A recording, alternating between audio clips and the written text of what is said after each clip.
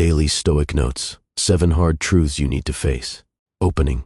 Welcome back to Daily Stoic Notes. I'm here with you today to share something that might be uncomfortable but absolutely necessary. Today, we're diving deep into 7 hard truths from Stoic philosophy that could fundamentally change how you live your life. These aren't just abstract philosophical concepts gathering dust on ancient scrolls.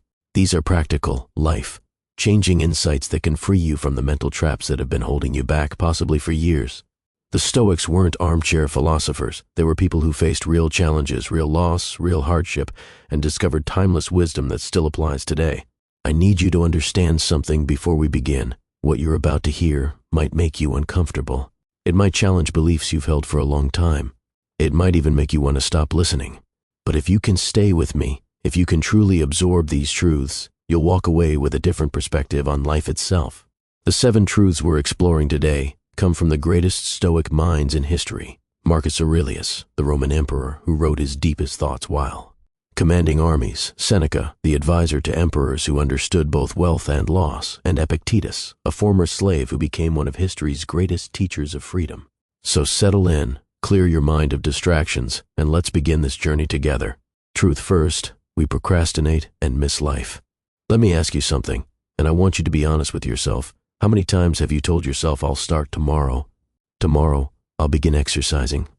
Tomorrow, I'll learn that new skill. Tomorrow, I'll start writing that book. Tomorrow, I'll have that difficult conversation. Tomorrow, I'll chase that dream that's been calling to you for years. But here's what happens to tomorrow, isn't it? Tomorrow becomes next week. Next week becomes next month. Next month becomes next year. And before you know it, you're looking back at a trail of abandoned intentions, wondering where all that time went. Marcus Aurelius, writing in his personal journal that we now call Meditations, reminds us with brutal honesty, you could leave life right now. Let that determine what you do and say and think. Think about that for a moment. You could leave life right now. Not next year, not next month, not next week, right now. Does that terrify you? It should. Because it's true. We procrastinate because we're afraid. We're afraid of failure, afraid of judgment, afraid that we're not good enough, not ready enough, not smart enough. But here's the truth that successful people understand: no one ever feels truly ready. No one wakes up one morning suddenly feeling qualified to chase their dreams. Look at any person who has achieved what you desire. Are they more talented than you? Maybe. Are they luckier? Perhaps. But I'll tell you what the biggest difference is between them and you. They didn't wait.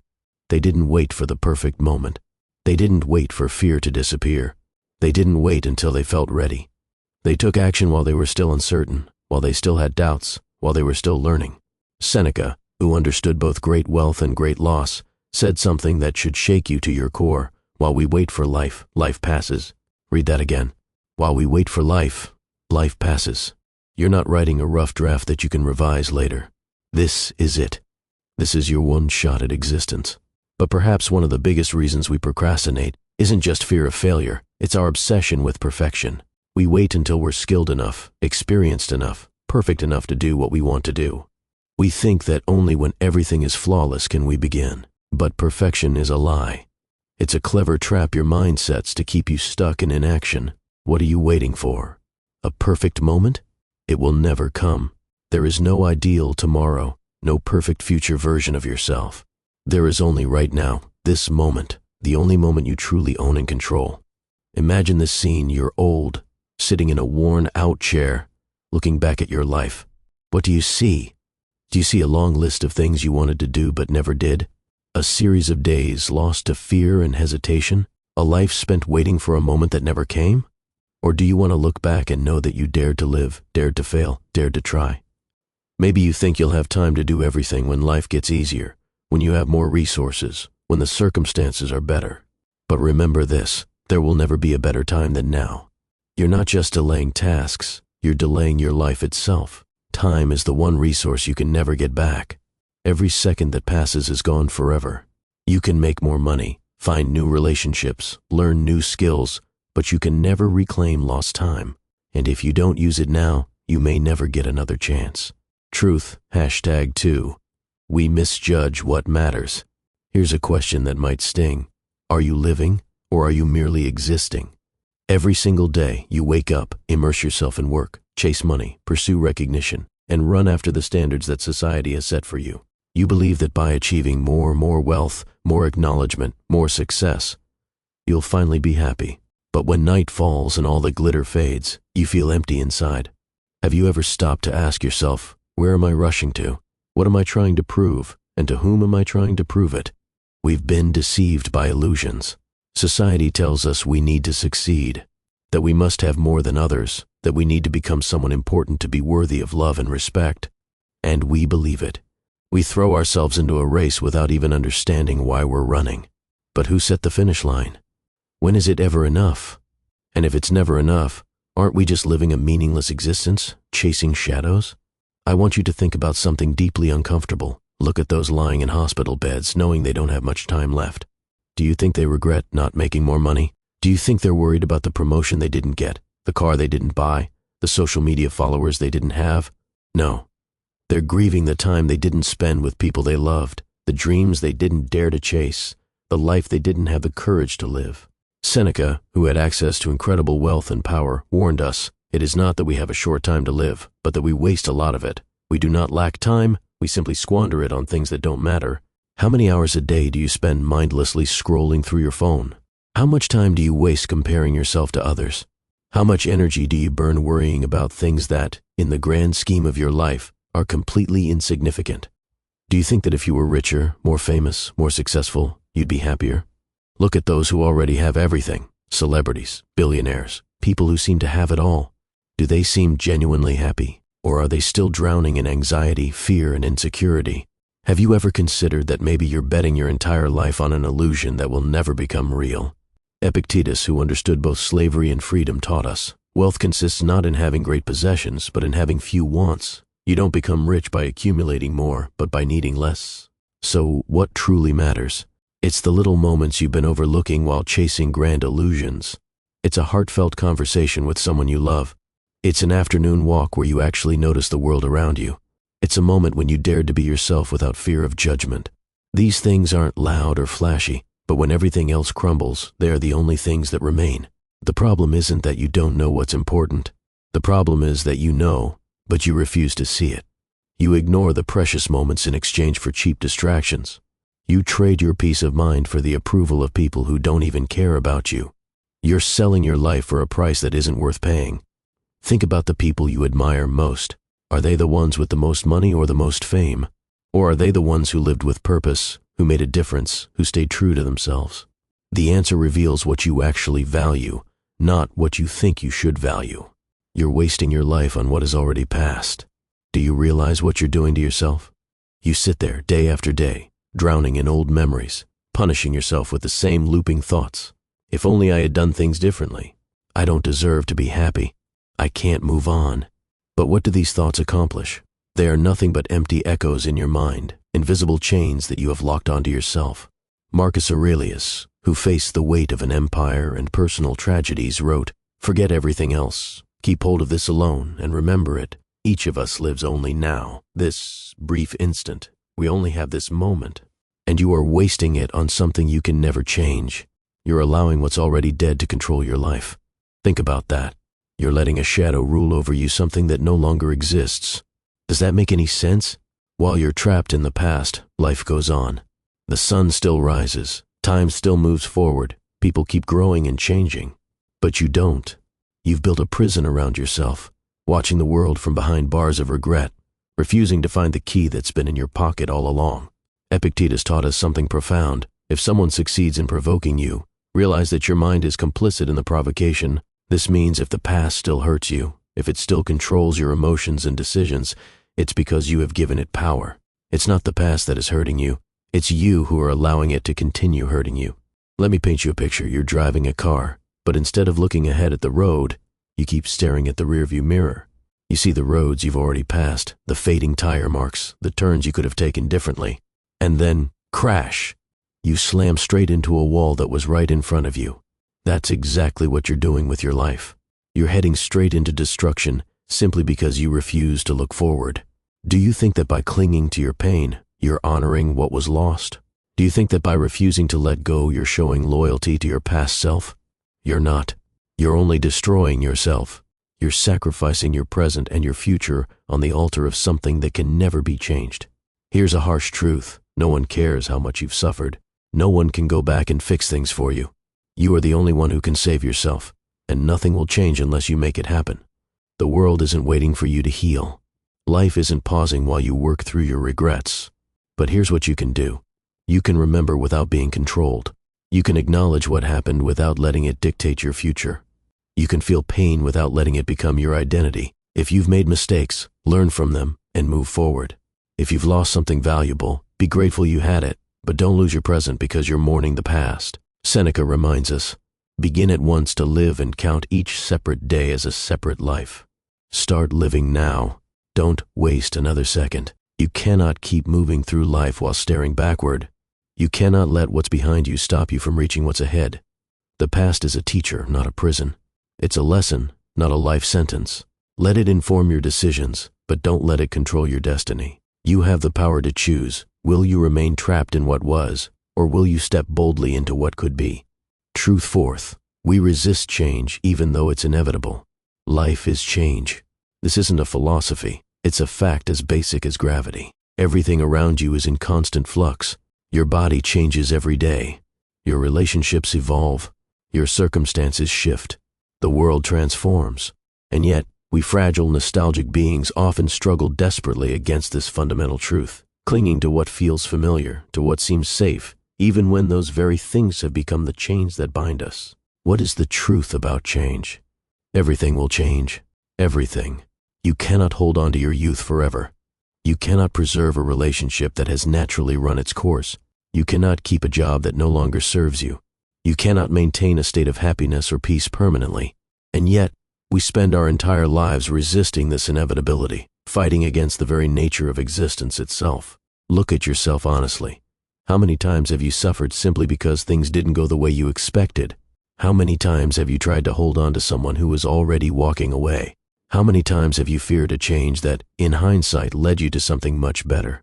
We fear change not because it's inherently bad, but because it strips us of what's familiar. But familiarity is not the same as goodness. A person trapped in a meaningless job doesn't stay because they love it. They stay because they fear the unknown. A person enduring a toxic relationship doesn't remain because they're happy. They stay because they're afraid of loneliness. We should fear the imprisonment of our own souls, but instead, we fear the very freedom that could liberate us. Marcus Aurelius, who witnessed the rise and fall of civilizations, wrote, "All that happens is as habitual and familiar as roses in spring and fruit in summer. Everything comes and goes according to its own nature. Careers can collapse overnight. Loved ones may drift away. The world as you know it today may be completely different tomorrow. But instead of resisting this reality, what can you do? You can become stronger, more adaptable, more resilient. There's an old story about a samurai warrior. One day, his house burned to the ground. Everything he had spent a lifetime building was reduced to ashes in a matter of hours. People expected him to weep, to rage, to despair. Instead, they found him standing calmly before the ruins, and when they asked how he could be so peaceful, he simply smiled and said, "Good. Now I can start over." Can you do that? Can you look at loss and see opportunity? Can you face the end of one chapter and feel excited about the beginning of the next? Or will you let yourself drown in sorrow, clinging to ashes of what used to be? Change is not your enemy, it's your greatest teacher. It teaches you resilience. It shows you what you're truly made of. It reveals strengths you didn't know you had. It forces you to grow, to adapt, to become more than you were before. Every change, even the painful ones, is an opportunity to become a better version of yourself. But here's the key. You cannot control when change will come, but you can control how you respond to it. You can spend your energy fighting the inevitable, or you can use that same energy to navigate the change skillfully. You can resist the current and exhaust yourself, or you can learn to swim with it and reach new shores. Every day, ask yourself, what is changing in my life right now? Am I resisting it, or am I looking for ways to grow through it? Remember, you are not a lifeless stone, rigid and unchanging. You are like a river always flowing, always moving, always finding new paths. And a river never stops flowing, no matter what obstacles it encounters. Truth. Fifth, we try to control things beyond our reach. We don't suffer because the world is unfair. We don't suffer because fate is cruel or because life is inherently difficult. We suffer because we try to control things that were never ours to control. We entangle ourselves in invisible chains of expectations, fears, and the illusion that if we just try hard enough, if we're smart enough, if we persist long enough, everything will eventually bend to our will. But that is nothing more than a dangerous delusion, and it's this delusion that drains our energy, fills us with despair, and leads us away from the peace we desperately seek. Think about the last time you felt truly disappointed. Maybe you poured your heart into a relationship, gave everything you had, but the other person still walked away. Maybe you worked tirelessly for months, sacrificing your time and energy, only to see a promotion slip through your fingers. Maybe you planned every detail of something important, controlled every variable you could think of, yet life still knocked you down. In that moment of disappointment, how much did you blame yourself? How angry did you become? Did you see yourself as a failure? But pause for a second and ask yourself honestly, did you ever truly have control over that outcome? Or were you simply tormenting yourself over something that was never in your hands to begin with? What makes us suffer most is not the world itself, but the story we tell ourselves about how the world should work. When we believe that if we just try harder, love more, think smarter, we can control everything around us, that belief becomes our prison. We cling to illusions, desperately trying to mold life to our will, only to discover that life has its own agenda, its own timeline, its own mysterious ways. Imagine standing before the vast ocean, trying to grasp each wave with your bare hands. The waves rush in, slip through your fingers, and disappear before you can hold them. You grow frustrated, you feel defeated, but the waves were never meant to be held. You cannot command the sea, but you can learn to swim in it, to navigate its currents, to find your way even in the storm. Life is exactly the same. You cannot control the storms that come your way, but you can control how you navigate them. You cannot control the actions of others, but you can control your responses. You cannot control the circumstances that surround you, but you can control the character you display within those circumstances. One of the greatest traps we fall into is believing we can control how others think, feel, or act. We want the people we love to love us back. We want respect. We want fairness. We want acknowledgement. But the truth is, no one owes us anything. No one is obligated to love us just because we love them. No one is required to acknowledge our efforts simply because we worked hard. The world does not operate according to the rules we wish it did. Look at the chaos around you. Politics, economics, society, corruption, injustice, and suffering seem to be everywhere.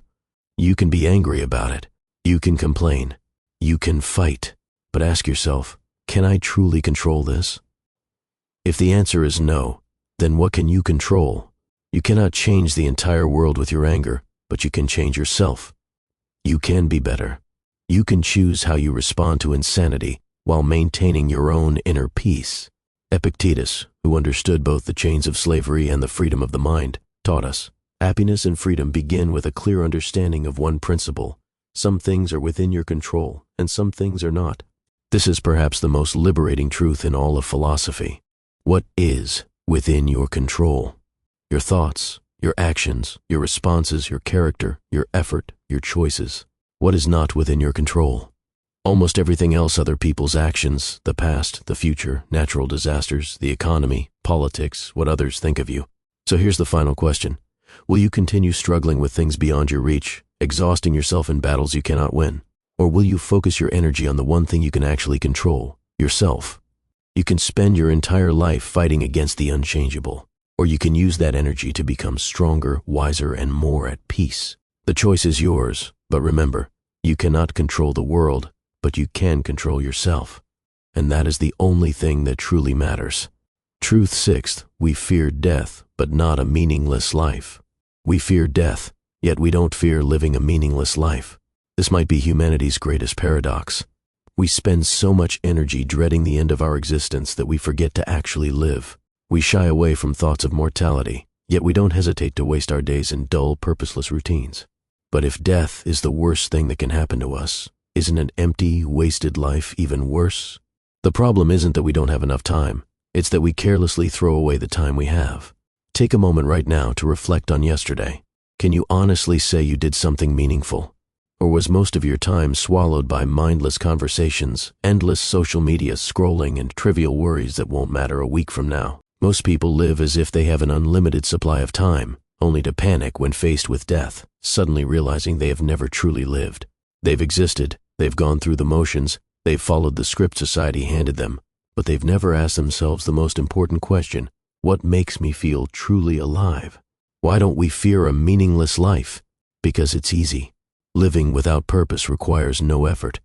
You just follow what society expects, walk the predetermined path, avoid challenges, and let yourself drift. But living a meaningful life, that demands courage. It requires you to confront what truly matters, to reject the superficial, and to chase what sets your soul on fire, even when it goes against what others expect of you. Marcus Aurelius, who could have lived a life of pure luxury and pleasure, instead chose to face the harsh realities of leadership and philosophy. He wrote, "It's not death that a man should fear, but rather he should fear never beginning to live." Think about that. Never beginning to live. How many people do you know who are walking around, breathing, eating, working, but have never truly begun to live? Many people don't live, they merely exist. They wake up, work, eat, entertain themselves, and sleep in an endless loop.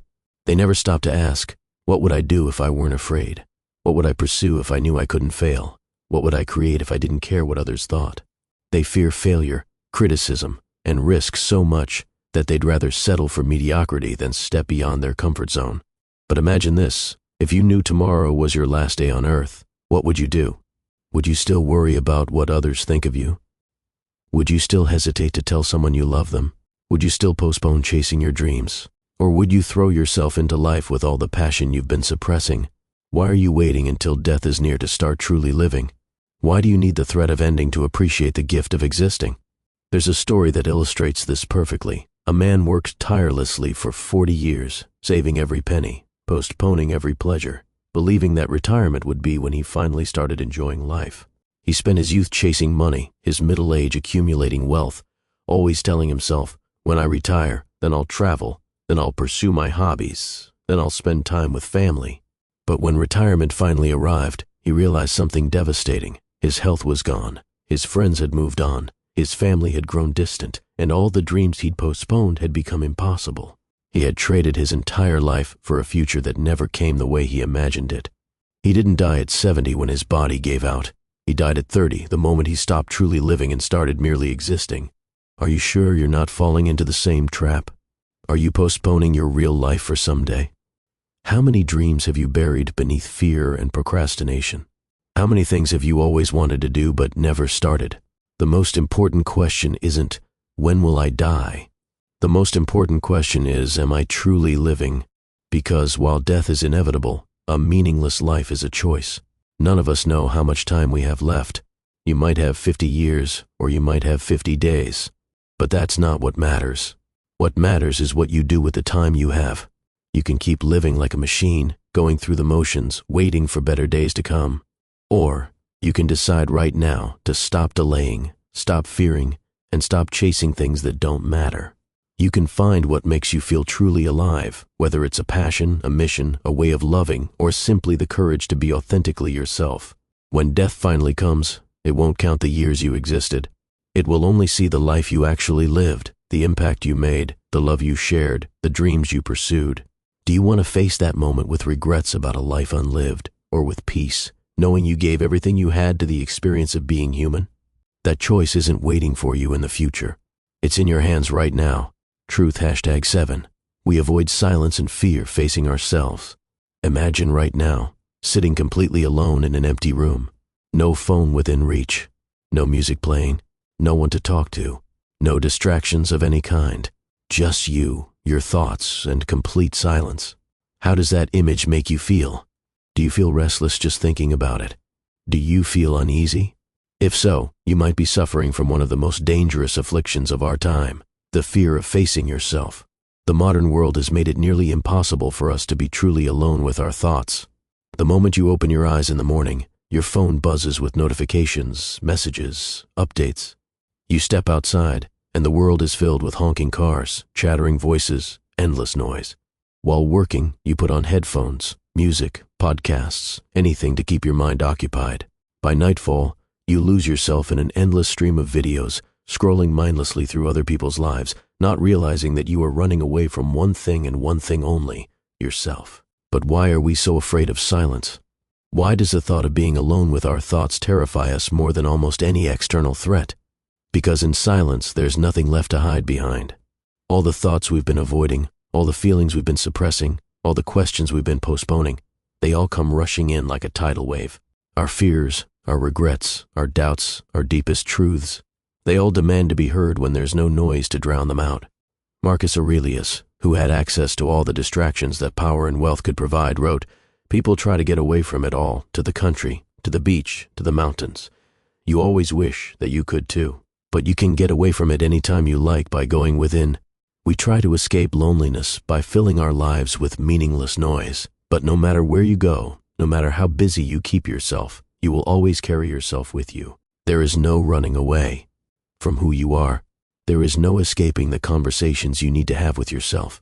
Let me tell you about a fascinating experiment that reveals just how desperate we are to avoid our own minds. In 2014, a group of psychologists conducted a study where they placed participants in an empty room with nothing to do but think. No phones, no books, no conversation, just 15 minutes, alone with their thoughts. The results were shocking. Most participants felt extremely uncomfortable. They fidgeted. They looked around desperately for something to do. They counted ceiling tiles. But here's the most disturbing part. When given the option to give themselves mild electric shocks just to have something to experience, many participants chose the pain over the silence. They would rather hurt themselves than face their own minds. That's how far we've fallen. That's how much we fear the very thing that could set us free, honest self, reflection. But look at history's greatest thinkers, creators, and leaders. Friedrich Nietzsche spent long afternoons walking alone in the mountains, letting his thoughts wander freely, and from that solitude came some of the most profound philosophy ever written. Leonardo da Vinci, a genius across multiple disciplines, devoted hours to silently observing the world, allowing his mind to make connections that others never noticed. Albert Einstein said his greatest insights came not from books or discussions, but from quiet contemplation. Silence is not an empty void. It's fertile ground where creativity, wisdom, and self-understanding take root. It's where you meet your truest self, without masks, without pretense, without the need to perform for anyone else. So how do you begin to reclaim this lost art? Start small. Challenge yourself to set aside just 10 minutes each day to sit in complete silence. No phone, no music, no distractions, just you and your thoughts. If it feels uncomfortable, and it will, don't fight it. Let the discomfort be there. Observe what comes up, what thoughts arise, what emotions surface, what questions emerge. This isn't about meditation or any spiritual practice. This is about the simple, radical act of getting to know yourself. Most people spend more time researching what car to buy than they do understanding their own minds, their own desires, their own fears. Try journaling. Marcus Aurelius wrote meditations not for publication, but as a personal dialogue with himself. Do the same. Write down your thoughts, your feelings, the questions that keep you awake at night. Don't write for others to read. Write to see yourself more clearly. Learn to enjoy your own company. Instead of constantly surrounding yourself with people or distractions, take solo walks. Have coffee alone. Sit in a park and just observe. Let your mind drift without trying to control where it goes. There is a unique beauty in silence. It's where you discover who you really are beneath all the roles you play, beneath all the expectations others have placed on you. It's where you find your authentic voice, your true desires, your deepest values. And when you finally stop running from yourself, when you stop filling every moment with noise and distraction, you'll realize something profound. Silence is not an enemy to be feared. It's a doorway to freedom, to self, knowledge, to the kind of peace that no external circumstance can disturb. The question is, are you brave enough to walk through that door? Closing. We've just uncovered 7 hard truths. Truths that may have been difficult to hear, but ones you absolutely needed to confront. These aren't just philosophical concepts to discuss at dinner parties. These are practical realities that, once understood and accepted, can transform how you live every single day. Life doesn't pause for you to make peace with the past. It doesn't wait for you to feel ready to pursue your dreams. It doesn't slow down while you figure out what really matters. Time keeps moving forward, indifferent to your hesitation, your fear, your procrastination. And every moment you spend trapped in regret, paralyzed by perfectionism, or distracted by meaningless pursuits is a moment you'll never get back. But here's the liberating truth. You have more power than you realize. You can't control the world, but you can control your response to it. You can't change the past, but you can choose how it influences your future. You can't stop change from coming, but you can decide how you'll adapt to it. Stoicism doesn't teach you to be emotionless or passive. It teaches you to be strategic with your energy, to focus on what you can actually influence, to find peace in the midst of chaos. It's about mastering yourself so that external circumstances don't control your internal state. The Stoics understood something that our modern world has forgotten. True strength isn't about controlling everything around you. It's about controlling yourself. True wealth isn't about having more things. It's about needing fewer things. True success isn't about impressing others. It's about living according to your own values, regardless of what anyone else thinks. If these truths have resonated with you, if they've made you uncomfortable in a good way, if they've sparked something inside you that says, I need to change, then you're ready for the next step. You're ready to stop being a victim of your circumstances and start being the author of your own story. But remember, knowledge without action is useless. Understanding these truths intellectually is just the beginning. The real work starts when you close this video and decide to implement these insights in your daily life. Will you start that project you've been postponing? Will you have that difficult conversation you've been avoiding? Will you finally let go of the past that's been holding you back? The choice is yours, but choose quickly. Time is not on your side, and it never has been. The moment you've been waiting for, the perfect moment to start living the life you actually want, that moment is now. Not tomorrow, not next week, not when you feel more ready. Now. Thank you for taking this journey with me through Daily Stoic Notes. If these words have moved you, if they've challenged you, if they've given you something to think about, let me know in the comments below. Share your thoughts, your struggles, your commitments. And if you want to continue exploring these timeless truths that can change your life, subscribe to the channel. There's so much more wisdom waiting for you. Remember, you came into this world with nothing, and you'll leave with nothing. But what you do with the time in between, that's entirely up to you. Make it count. Now go forward, not just informed, but transformed. Go forward, not just inspired, but committed to action. Go forward, stronger than you were before you pressed play on this video. The Stoics believed that philosophy should be practical, that wisdom should lead to better living. Don't let these ideas remain abstract. Let them become the foundation of a life well lived.